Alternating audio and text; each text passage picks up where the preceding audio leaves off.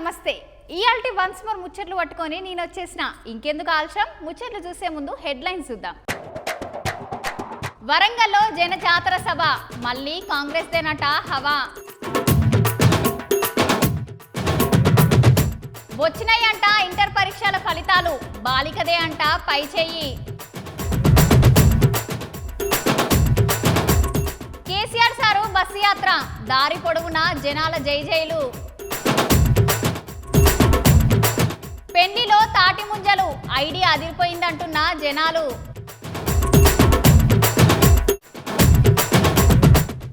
బాలయ్యబాబు ప్రచారం, జై కొడుతుంది హిందూపురం.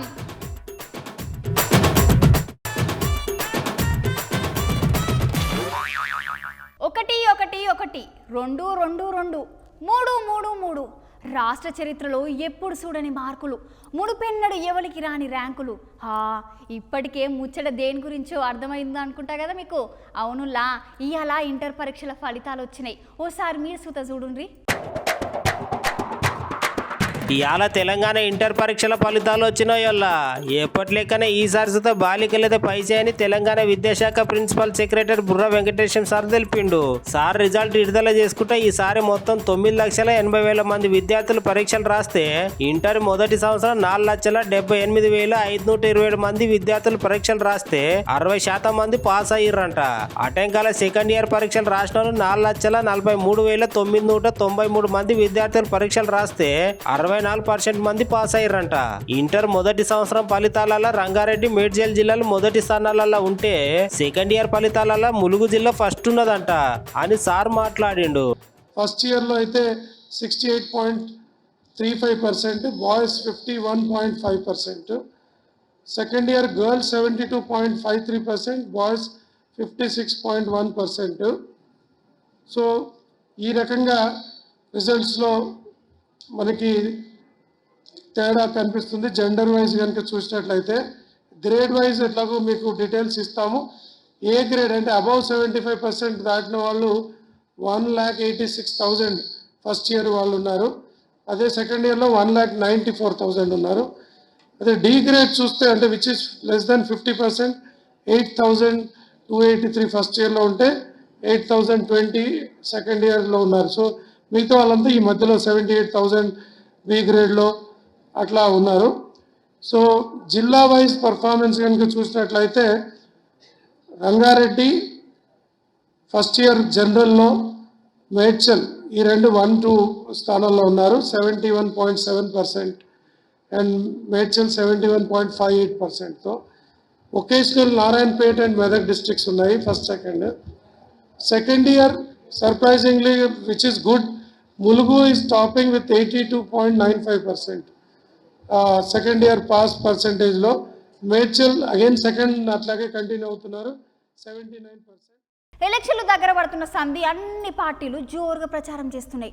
గట్లనే చేగుర్తు పార్టీ లీడర్ల తరపున తెలంగాణ ముఖ్యమంత్రి రేవంత్ సారు ప్రచారం చేస్తున్నాడు. గా ముచ్చట్లేందో సార్ చూసొద్దాం చలో. అవునోళ్ళ ఎలక్షన్లు దగ్గర పడుతున్న సంది అన్ని పార్టీల నాయకులు ప్రచారం ఫుల్ బిజీగా ఉన్నారు. వాళ్ళ అన్ని పార్టీల నాయకులు జనాల దగ్గరికి పోయి ఓట్ల గురించి చెప్పుకుంటా ఈ ఎలక్షన్లలో గెలిస్తే ఏం చేస్తామో చెప్తూ జనాలను ఓట్లు అడుగుతున్నారు. అందులో భాగంగానే అన్ని జిల్లాలు తిరుగుతున్న రేవంత్ సార్ ఇవాళ వరంగల్ జిల్లాలో జరిగిన మీటింగ్ లో సార్ మాట్లాడుతున్నాడు. సార్ మాటలు మీరుసుతో పాలినుర్రి. హైదరాబాద్ నుంచి వరంగల్, వరంగల్ నుంచి రామగుండం వరకు ప్రాంతంలో నేషనల్ హైవేస్ ఏవైతే ఉన్నాయో ఈ నేషనల్ హైవే ప్రాంతంలో ఇండస్ట్రియల్ కారిడార్ తీసుకొచ్చి పరిశ్రమలు నెలకొల్పి నిరుద్యోగ యువకులకు ఉపాధి ఉద్యోగ అవకాశాలు కల్పించే బాధ్యత మన ప్రభుత్వం తీసుకుంటుంది. అదేవిధంగా మా పద్మశాలి సోదరులు ఆనాడు అజంజాయి మిల్లులలో పరిశ్రమలు రాణిస్తే అవి కాలగర్భంలో కలిసిపోయి, అందుకే ఈరోజు ఈ వరంగల్ ప్రాంతంలో టెక్స్టైల్ పార్కును అభివృద్ధి చేసి ఆ పరిశ్రమను ముందుకు తీసుకెళ్లి మా పద్మశాలి సోదరులకు అండగా నిలబడి టెక్స్టైల్ పార్కును అంతర్జాతీయ స్థాయిలో అభివృద్ధి చేసే బాధ్యత కాంగ్రెస్ పార్టీ తీసుకుంటుంది. వరంగల్ అంటే పేరుకే స్మార్ట్ సిటీ కాదు, చూడడానికి చెప్పుకోవడానికి అంతర్జాతీయ స్థాయిలో పెట్టుబడులు వచ్చినప్పుడు ఒక అందమైన నగరంగా చారిత్రాత్మకమైన నగరంగా 1000 స్తంభాల గుడులతో పాటు కాకతీయ సామ్రాజ్యంలో నిర్మించిన గొప్ప గొప్ప చారిత్రాత్మకమైన కట్టడాలకు పేరు తెచ్చే విధంగా వచ్చే విధంగా వరంగల్ పట్టణాన్ని అభివృద్ధి చేస్తాం. ఇక ఎండలైతే ఒక సంపుడు చంపుతుంటే ఊర్లలో అయితే గౌడన్నలు తాటి చెట్ల కింద కూసున్న మనుషులందరికీ తాళ్ళెక్కి మరి తాటి ముంజలు కోసి వాళ్ళకిస్తే కడుపు నిండా తిని గౌడన్న కడుపు చల్లగా ఉండాలని అంటాం కానీ గిక్కడైతే గమ్మతున్నదుల్లా గదేందు మీరే చూడుండ్రి.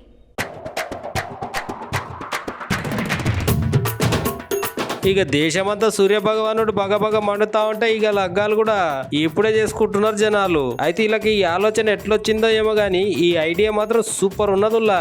అదేంటంటే ఈ ఎండాకాలం ఎదురుకి గౌడన్నల తాటి చెట్టు ముంజకాయలను పెళ్లి జరిగే భోజనాల బంతిలో పెట్టి గడికి వచ్చిన బంధువులకి తాటి ముంజలు కొట్టి అలా కడుపులను చల్లగా నింపిర్రు. ఈ ముచ్చట ఎక్కడ జరిగిందంటే గీడనే ఉల్లా మన హైదరాబాద్ దగ్గర మన్నెగూడ అనే ఊళ్ళే జరిగింది. ఇక పెళ్లి తరపున ఏమనుకున్నారో ఏమో గానీ ఇట్లా తాటి ముంజలు పెడితే బాగుంటదని ఆలోచన చేసి స్పెషల్ అట్రాక్షన్ గా ఈ ముంజల కార్యం పెట్టిర్రు. ఇక వచ్చిన బంధువులందరూ ఈ ముంజలు తిని చల్లగా దంపతులను దీపిచ్చిర్రు. ఇప్పుడు ఈ వీడియో అయితే యూట్యూబ్ లో బాగా చక్కర్లు కొడుతుంది. ఇక వీడియో చూసిన వాళ్ళు అందరూ కూడా అబ్బా బాగానే చల్లటి తాటి ముంజలు ఇచ్చిర్రని కామెంట్ల మీద కామెంట్లు పంపుతుర్రట. చూసిర్రా గా పిల్లలు మంచి తెలివిని ఉపయోగించి ఎండాకాలం దృష్టిలో పెట్టుకొని చల్లటి ముంజలనిచ్చి గల కడుపు మొత్తం చల్లగా చేసిర్రు.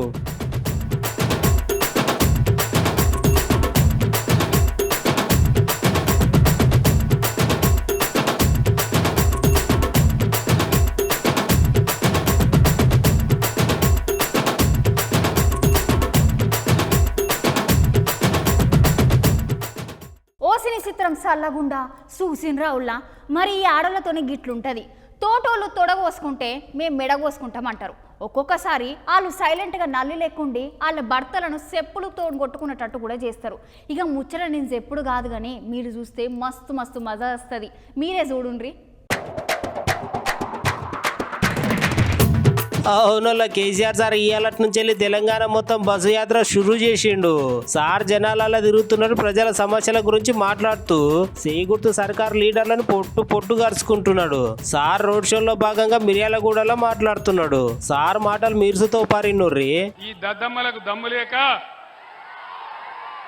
ప్రాజెక్టు తీసుకుపోయి కేఆర్ఎంబి చేతిలో పెట్టి మొత్తం పంటలను ఎండబెట్టినారు సాగరాయకట్లు. తెలంగాణ వచ్చిన తర్వాత పంటలు ఎండినాయంటే ఇదే మొదటిసారి. రైతు బంధులో దగా, రైతు బీమా ఉంటుందో ఊడుతుందో తెలియదు. బ్రహ్మాండంగా కేసీఆర్ ఉన్నన్ని రోజులు రెప్పపాటు కూడా పోని కరెంటు కట్కా బంద్ చేసినట్టే మాయమైపోయినది.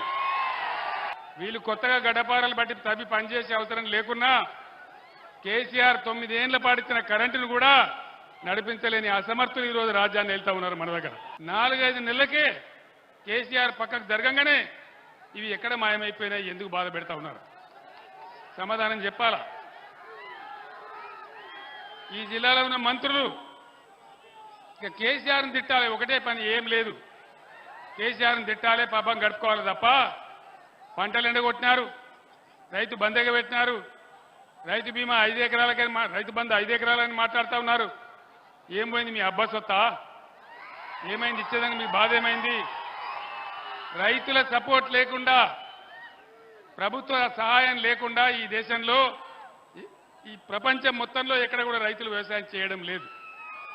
దాన్ని గమనించే భారతదేశంలో మొట్టమొదటిసారిగా రైతులకు అండగా ఉండాలి, రైతు నిలబడాలి, రైతు అప్పులు తీరాలని మేము బడ్జెట్ నుంచి సంవత్సరానికి 15-16 వేల కోట్లు పెట్టి బ్రహ్మాండంగా రైతు బంధు ఇచ్చినాం. ఎలక్షన్లు దగ్గర పడుతున్న సంధి కమలం పువ్వు పార్టీ మస్తు జోరు చూపిస్తున్నది. లీడర్లు జనాలను తిరుక్కుంటా జనాలను ఉండేటట్టు చూసుకుంటున్నారు.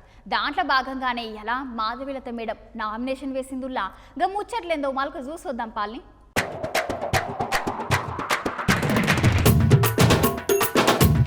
ఎలక్షన్లు దగ్గర పడుతున్న సంది కమలపు పార్టీ మంచి జోరు మీద ఉన్నది. ఈసారి ఎట్లయినా తెలంగాణలో ఎక్కువ సీట్లు గెలుస్తామని అంటున్నారు బీజేపీ లీడర్లు. అందరు లీడర్లు ఎప్పటికీ జనాలలో వండుకుంటూ మంచి పేరు తెచ్చుకున్నారు. పువ్వు పార్టీ లీడర్లు ఇప్పటికే చాలా మంది నామినేషన్లు వేసిర్రు. అయితే ఇవాళ కమలపు పార్టీ నుండి మాధవీలత మేడం నామినేషన్ వేసిందోళ్ళ. నామినేషన్ వేసి మేడం మాట్లాడుతుంది. చలో ఓసారి మేడం మాటలు ఇందాం.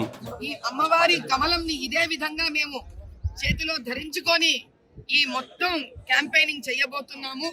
ఇది మా విజయ సంకేతం, ఇది మా విజయ పతాకం.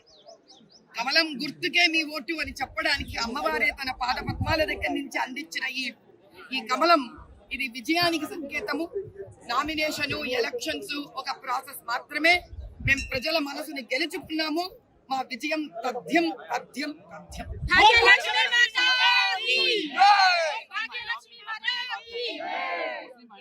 की बात करती है और हिजाब को आपने खुले तौर पर सपोर्ट किया है कि अगर मुस्लिम महिलाओं का ये हक है कि वो हिजाब पहने, लेकिन आपकी गवर्नमेंट कर्नाटका में है और उसने पाबंदी लगाई, क्या रिएक्शन देंगे आप? मैं हिजाब मदरसाओं में जाके पहनने के लिए बताई, आम स्कूल में नहीं। आम स्कूल माइनॉरिटीज नहीं खोलते हैं भैया। नहीं, मेरे खत्म करने थे आपका सवाल का, मेरा जवाब खत्म हो जाना चाहिए। इतना मौका देंगे आप मुझे, इसीलिए तो माइक दिया ना आप मुझे। आपका सवाल खत्म हो गया तो मैं नहीं, तो आप सवाल खत्म करिए तब मैं जवाब दूंगा।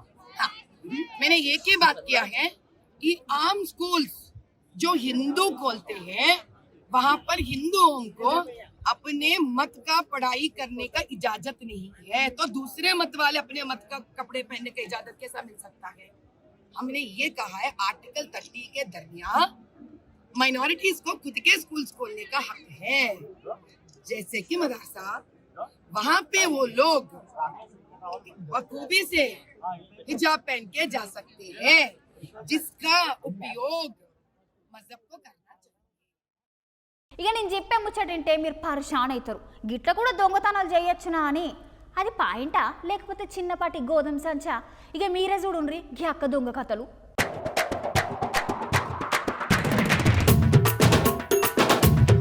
అయితే ముచ్చటేందంటే ఒక అక్క చిన్నగా షాపింగ్ మాల్లోకి పోయి అక్కడ ఉన్న సామాన్లు చూసుకుంటా షాప్ అంతా మంచిగా వస్తువులు కొన్న లెక్క అంతా తిరిగి చిన్నగా ఆమె తొడుక్కున్న పాయింట్లో ఒక్కొక్కటి మొత్తం ఇది సంచి నిండా పెట్టేటాన్ని సామాన్లు, సీరియల, ఉప్పులు, పప్పులు అన్ని లోపటేసింది. ఇక అది పాయింట్ అనుకున్నదో గండిపేట చెరువు అనుకున్నదో మళ్ళా మర్చిపోయినట్టున్నది. అక్కడ సీసీ కెమెరాలు, పోలీసు బందోబస్తు, సెక్యూరిటీ వీళ్ళందరూ ఉన్నట్టు. అక్క షాపింగ్ చేసినట్టే చేసి చిన్నగా అవతలకి వెళ్తుంటే అక్కడ సీసీ కెమెరాలు చూసి సిబ్బంది ఎమ్మటే పోలీసులను పిలిచి ఆమెను అగబట్టి ఇక పాయింట్లకి వెళ్ళి మొత్తం 1 కాదు 2 కాదు 3 కాదు 4 కూడా కాదు పో, ఆ షాప్ మొత్తం పాయింట్లోనే ఉన్నది కావచ్చు. ఇంతగానో మా అక్క సామాను బయటికి తీస్తే ఏదో దొంగతనం అంటే చిన్న చాక్లెటో పిపర్మెంటో అనుకున్నాం గానీ ఇది పద్ధతే నాక. షాప్లకు వచ్చి ఏమైనా ఉంటే కొనుక్కోవాలి, లేకపోతే చూసి సపోర్ట్ చేయక పోవాలి. కానీ దొంగతనాలు చేసే ముందు గాడ సీసీ కెమెరాలు ఉన్న సంగతి మర్చిపోయింది కావచ్చు నుల్లా, గందుకనే ఇవన్నీ తీసింది అక్క. ఓ అమ్మో, వాళ్ళైతే ఊరుకున్నారు కానీ మా కాడైతే చెట్టు కట్టేసి కారం పెడతారని చూసిన వాళ్ళు అంటున్నారు. मैडम ये 900 का 1000 रुपए का कपड़े है, ये 1000 रुपए की है।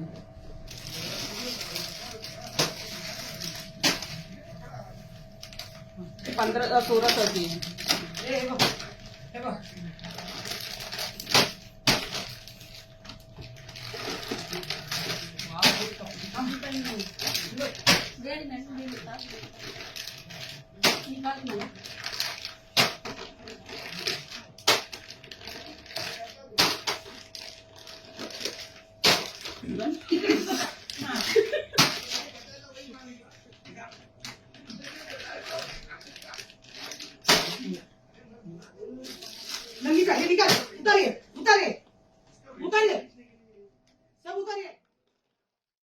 ఇగో అభిమానం అంటే గీ అన్నదే ఉల్లా.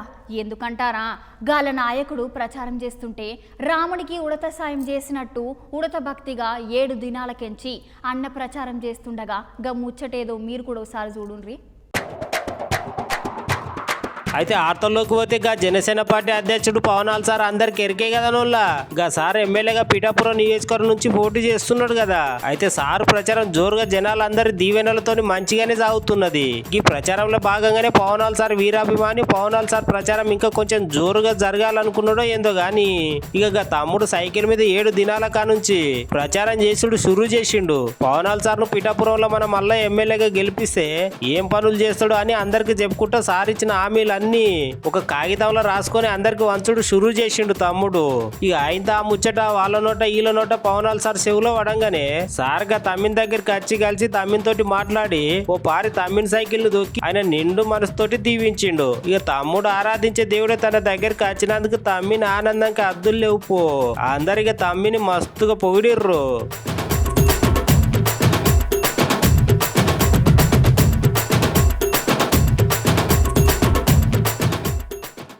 ఇక హిందూపురం అంటేనే బాలయ్యబాబు, బాలయ్యబాబు అంటేనే హిందూపురం. ఎందుకంటే బాలయ్యబాబు సారు హిందూపురం ఎమ్మెల్యే కదా. ఇక్కడ ప్రచారం అయితే జోరుగా చేస్తుండు సార్. అయితే ప్రచారం ఒకసారి చూడుండ్రి మీరే.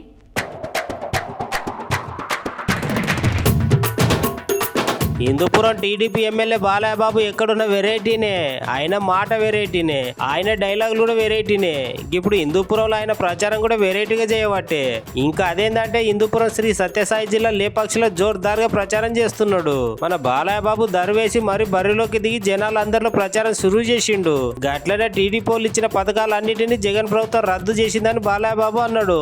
ఇక జనాలందరి కష్టసుఖాలను అడిగి తెలుసుకొని టీడీపీ ప్రభుత్వం రాగానే మీ అందరికి మేలు చేస్తుందని దళితులకు 2 ఎకరాల భూమి ఇస్తామని మీ నందమూరి తారక రామారావు తనయుడుగా చెప్తున్నానని భారీ డైలాగులు అయితే కొట్టిండు. చూడాలే మరి సారు డైలాగులు ఎంతవరకు ఎలక్షన్లో గెలిపిస్తాయో.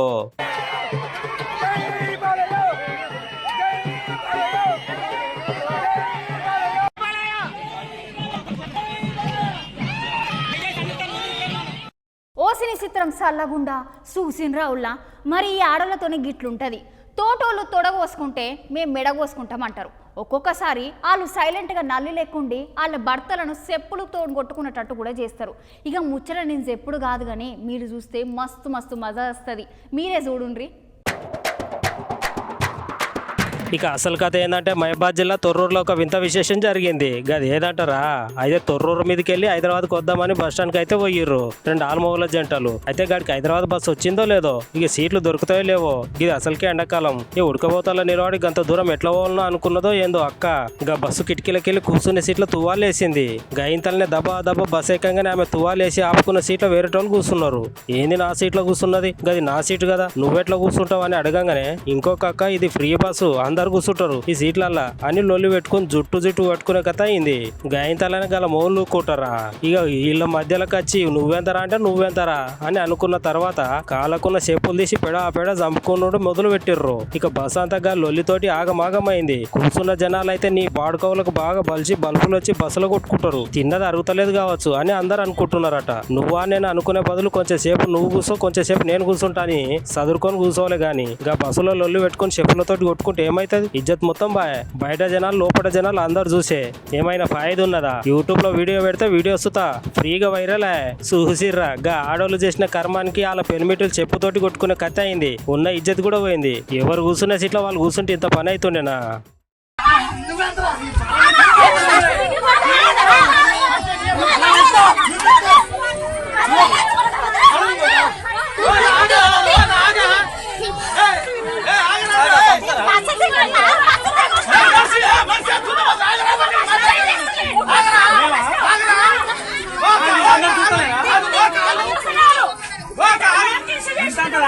ఇగో గివ్వుల్లో ఇయ్యాల్ట ముచ్చట్లు. మళ్ళా కొత్త ముచ్చట్లతో మళ్ళా కలుద్దాం. అంతవరకు ఉంటాం మళ్ళా.